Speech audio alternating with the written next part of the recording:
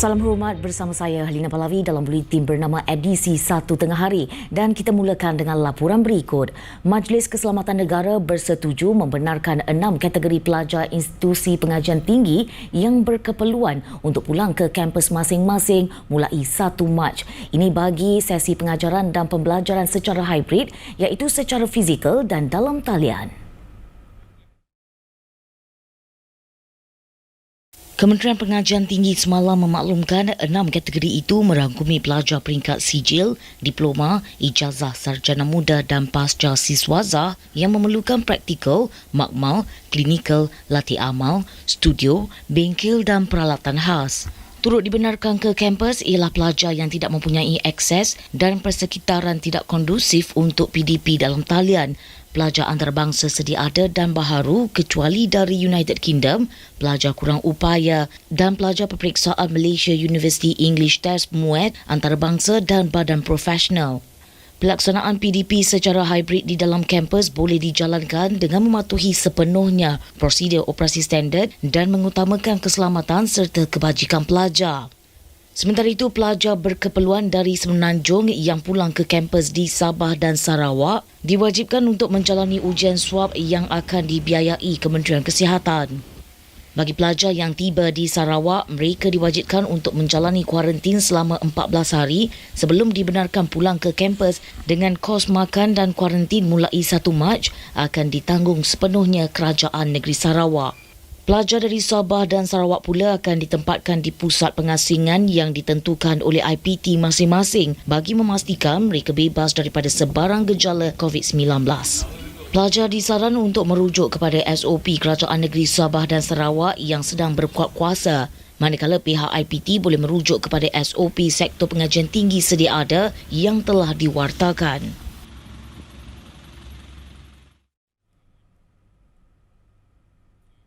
Untuk memperincikan dengan lebih lanjut mengenai garis panduan kemasukan pelajar ke IPT bermula 1 Mac ini, bersama kami di studio ketika ini ialah Profesor Dr. Muhammad Khairul Iqbal Muhammad Amin, iaitu Timbalan Ketua Pengarah Pendidikan Tinggi, Penyelidikan dan Antarabangsa, Jabatan Pendidikan Tinggi di Kementerian Pendidikan Tinggi.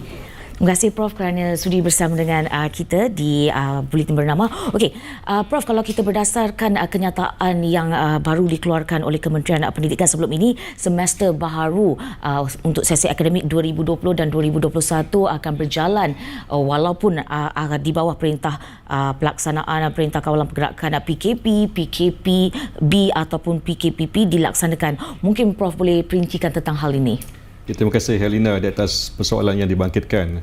Pertamanya, kita di KPT, kita sangat prihatin tentang kebajikan dan juga keselamatan pelajar. Ini perkara yang pertama sekali yang ada di dalam fikiran kita dalam kita merangka pengoperasian IPT dan juga kemasukan pelajar. Itu yang pertama. Yang keduanya, kita di kementerian juga kita memikirkan tentang kualiti graduan yang akan dilahirkan nanti. So dalam hal ini kita merasakan ada keperluan untuk pelajar-pelajar yang berkeperluan, dalam kategori yang berkeperluan yang akan kita benarkan masuk ke dalam kampus untuk menjalani PDP secara hybrid, iaitu secara face to face dan juga secara dalam talian. Maka dalam hal ini, untuk mempertimbangkan dua perkara ini, iaitu keselamatan dan kebajikan pelajar dan juga kepentingan untuk melahirkan graduan yang berkualiti, dan memandangkan mereka juga telah hampir 2 semester berturut-turut mengadakan PDP dalam talian semata-mata, kita merasakan ada keperluan bagi setengah kumpulan pelajar ini untuk mereka berada dalam kampus menjalani PDP secara hybrid. Baiklah, kalau kita lihat juga bila sebenarnya pelajar ini akan mula masuk ke kampus untuk sesi PDP secara hybrid ini? Baik, kita ada 2 kategori pelajar sebenarnya. Yang pertama, ataupun 2 kumpulan pelajar. Yang pertamanya pelajar antarabangsa. Pelajar antarabangsa ini telah pun kita mendapat kebenaran dari pihak MKN untuk mereka masuk seawal 1 Januari yang lepas. Okey. Dan pelajar antarabangsa ini adalah pelajar-pelajar baru dan juga sedia ada dari semua negara, kecuali daripada United Kingdom. Okey, kenapa kecuali United Kingdom? Kerana pada ketika ini kita sedia maklum di United Kingdom ini telah berlaku kes COVID yang sangat serius, dan di mana kadar kejakitan virus yang ada di UK ini pada ketika ini boleh memberikan kesan yang besarlah kepada negara. Maka pihak Jabatan Immigration Negara telah Jabatan Imigresen Malaysia telah memberikan satu had halangan kepada mereka dari UK masuk ke negara kita. Baik. Okey, Prof, kalau kita lihat Prof ada menyebut bahawa pelajar-pelajar tempatan akan hanya yang berkeperluan sahaja akan memasuki semester. Mungkin Prof boleh ceritakan apakah kategori-kategori pelajar berkeperluan ini? Katanya ada 6 kategori. Ya, kita telah membuat satu kaji selidik dan libat urus dengan pelbagai pihak, pelbagai stakeholders kita. Dan kita mendapati ada 6 kategori pelajar yang boleh dibenarkan masuk ke dalam kampus. Pertamanya adalah kumpulan pelajar yang mana mereka ini dari peringkat sijil, diploma, ijazah sarjana muda dan juga pasal siswaza yang memerlukan, sangat-sangat memerlukan latihan amal, klinikal, studio dan sebagainya. Yang kita fikir mereka ini perlu berada di dalam kampus untuk memenuhi syarat-syarat pengajian mereka. Itu pertama. Yang keduanya adalah mereka yang tidak mempunyai akses kepada internet connectivity dan juga persekitaran yang tidak kondusif dalam rumah mereka. Betul. Maka kita benarkan mereka masuk. Yang kedua. Yang ketiganya ialah bagi pelajar-pelajar diploma umpamanya dan juga pelajar asasi yang telah diberikan kebenaran tempoh hari yang mereka telah pun berada dalam kampus, mereka boleh terus berada dalam kampus untuk terus menjalani PDP secara hybrid untuk sesi pengajian yang akan datang.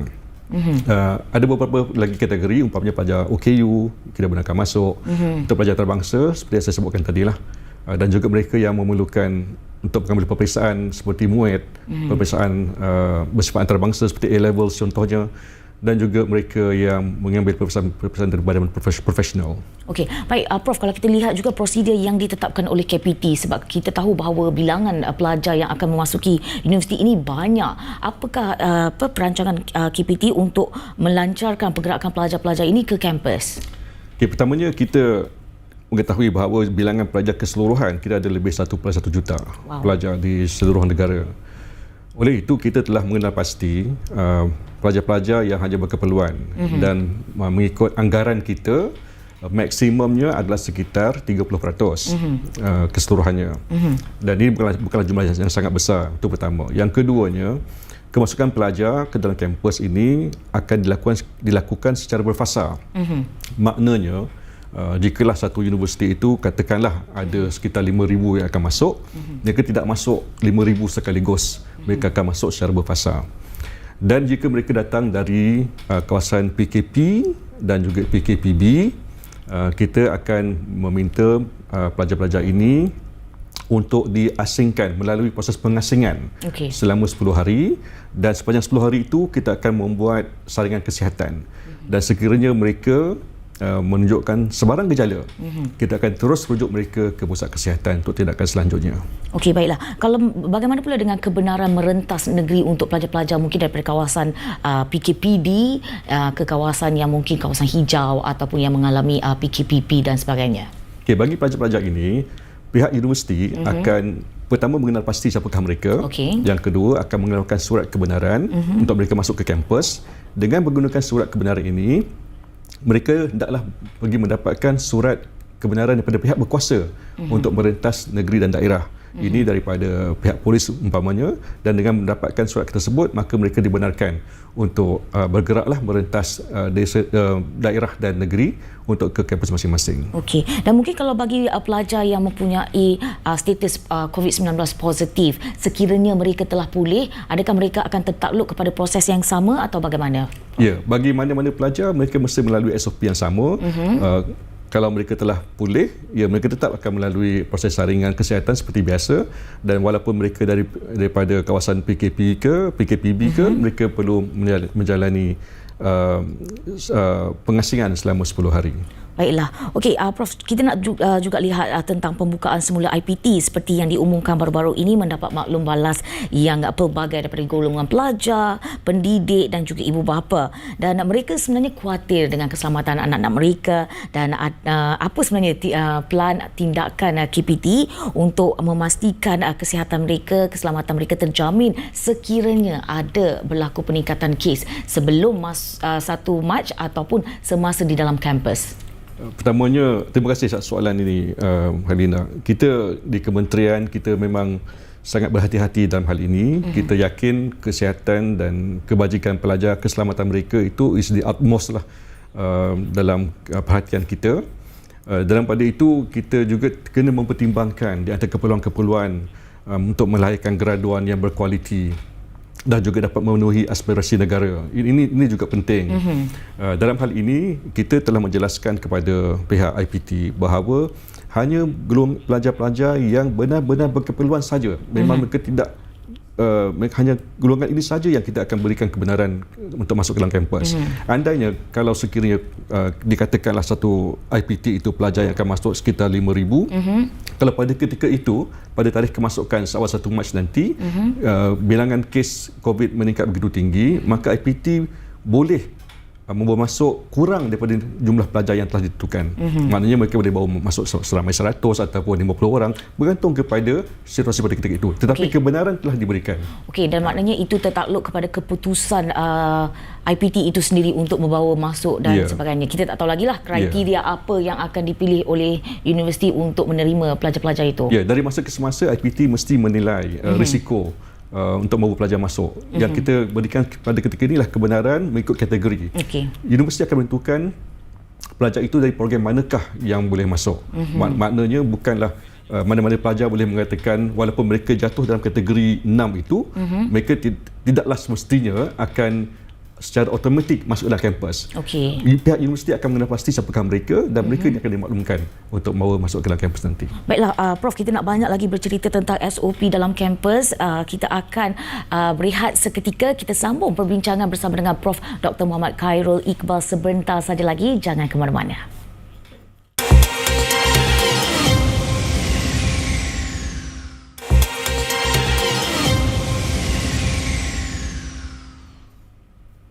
Bertemu kembali, kami masih bersama dengan Profesor Dr. Muhammad Khairul Iqbal Muhammad Amin, iaitu Timbalan Ketua Pengarah Pendidikan Tinggi, Penyelidikan dan Antarabangsa, Jabatan Pendidikan Tinggi di Kementerian Pendidikan Tinggi untuk berbincang mengenai garis panduan kemasukan pelajar IPT. Baiklah, Prof, tadi sebelum kita berhenti berehat, kita ada cerita tentang SOP di dalam kampus nanti. Sekiranya pelajar ini telah masuk ke dalam kampus masing-masing, apakah SOP yang akan mereka ikut daripada kementerian, daripada MKN ataupun daripada universiti itu sendiri? Okay, pertamanya, semua SOP yang telah kita bangunkan di KPT adalah SOP yang telah diluluskan oleh MKN dan juga Kementerian Kesihatan.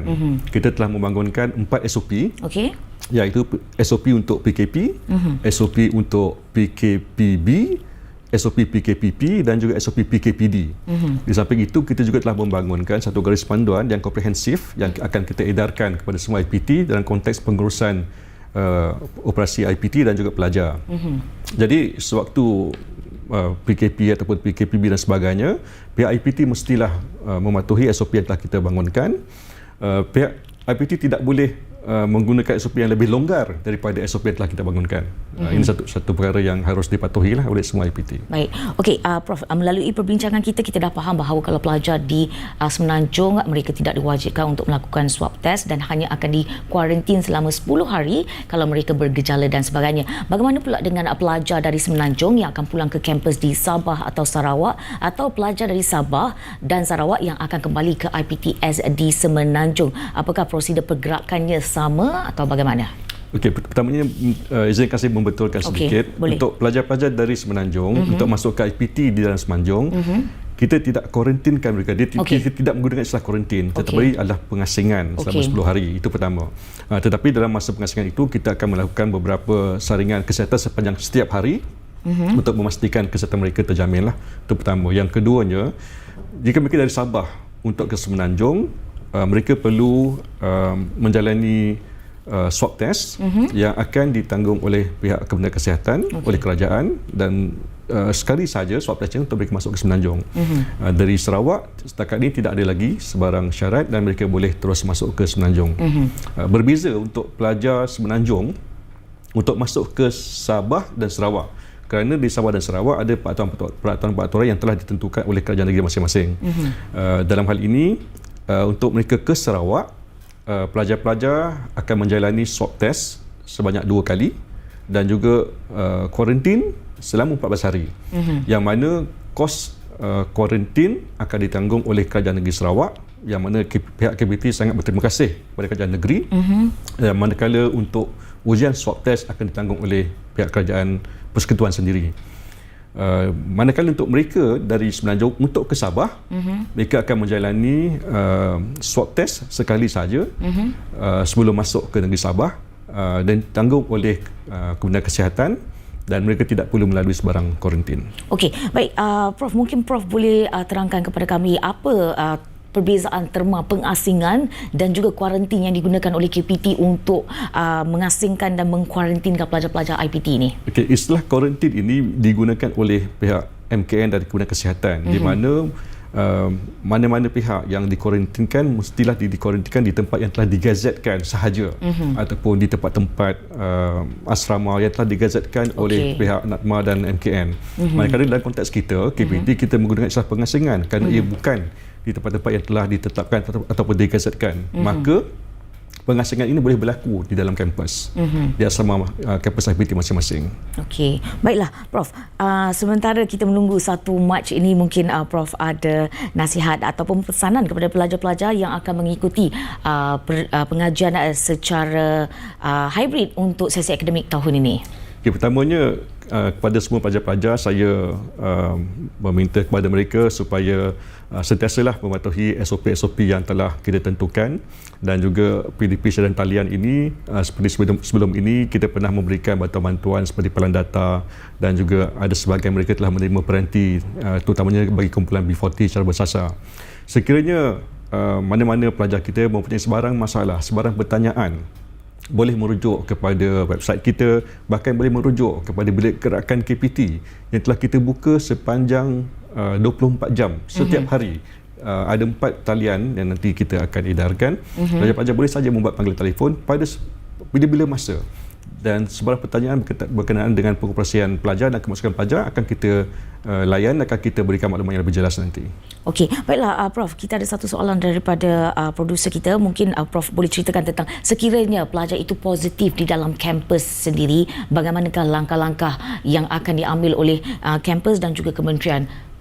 Okey, pertama sekali seperti yang saya sebutkan sebelum ini, bagi pelajar-pelajar, mereka setiap hari akan menjalani saringan kesihatan. Sama ada sewaktu pengasingan 10 hari ataupun sewaktu mereka menjalani pengajian secara PDP secara hybrid. Sepanjang masa setiap hari mereka akan dibuat saringan kesihatan. Sekiranya mereka bergejala walaupun sedikit demam ataupun selsema, mereka akan terus dirujuk ke pusat kesihatan. Sama ada mereka positif ataupun negatif, itu perkara yang kedua.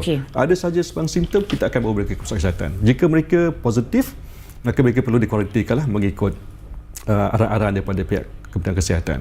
Jika mereka negatif, kita akan membuat pengasingan sehingga mereka sembuh sebelum mereka masuk semula untuk sesi PDP secara hybrid. Okey, kalau itu kita dah tahu untuk pelajar itu sendiri. Bagaimana dengan IPT itu sendiri? Adakah mereka akan menutup sebahagian daripada fakulti ataupun menutup terus semua IPT itu? Bagaimana, Prof? Mengikut pengalaman kita, jika berlaku sebarang kes positif di IPT, apa yang akan dilakukan ialah pelajar ataupun even staff yang itu akan dibawa ke pusat kesihatan untuk saringan dan sebagainya. Di tempat yang berlakunya kes positif itu, pihak IPT akan menjalankan sanitasi untuk memastikan keadaannya selamat. Dia akan ditutup barangkali sehari atau 2 hari sehingga proses sanitasi itu selesai dan kemudian proses PDP akan berjalan semula. Baiklah, Prof, kalau kita lihat sejak akhir ini banyak SOP kadang-kadang yang ini menimbulkan kekeliruan di kalangan pelajar, pengajar dan juga ibu bapa. Dan adakah apa yang telah disediakan oleh KPT ini, apa yang kita telah bincangkan ini adalah orang kata final, tak ada perubahan ataupun mungkin akan ada penambahbaikan di masa hadapan? Ya, buat masa ini SOP-SOP yang telah kita bangunkan ini berdasarkan kepada situasi-situasi yang telah berlaku sebelum ini. Dan tentulah tidak ada SOP yang perfect. Betul. Dan tentu ada ruang-ruang untuk penambahbaikan. Saya tidak menjanjikan ia tidak akan berubah. Ia akan berubah, tetapi perubahan itu adalah untuk menjamin keselamatan dan kebajikan pelajar. Jadi saya sangat berharap para pelajar dapat memahami perkara ini dan sentiasa mematuhi SOP kita. Okey, kalau untuk update ataupun perkembangan terkini tentang SOP terkini oleh universiti sendiri, oleh KPT sendiri, bagaimana mereka nak mengetahui? Adakah kita terus ke www.moi. Ni ataupun bagaimana? Ya, MOHE bukan MOE. MOHE. Lupa Prof. Ya, kita minta pelajar-pelajar supaya merujuk kepada website kita, merujuk Facebook kita, Instagram kita, Twitter kita, dan juga yang paling penting seperti saya sebutkan tadi ialah merujuk terus kepada talian yang telah kita berikan, talian hotline COVID-19 KPT, dan di mana kita akan sentiasa memberikan maklum balas kepada setiap pertanyaan. Baiklah, itu dia serba sedikit tentang garis panduan pembukaan untuk pelajar-pelajar IPT bagi sesi akademik 2020-2021 untuk masuk ke IPT yang akan bermula seawal 1 Mac ini. Okey, baiklah Prof, terima kasih kerana bersama dengan kami untuk seksi ini, dan diharapkan semua pelajar yang akan pulang ke IPT berjalan dengan lancar dan mereka mematuhi semua garis panduan kemasukan pelajar ke IPT, dan diharapkan agar proses kemasukan semula ini berjalan dengan lancar dan semua mahasiswa dilindungi daripada jangkitan COVID-19. Dengan itu, sekian Bulletin Bernama untuk waktu ini. Kita semua petugas Barisan Harapan sama-sama jaga diri, amalkan norma baharu, Malaysia mesti menang. #budayakan norma baharu. Saya Harina Pahlavi, sehingga berjumpa lagi.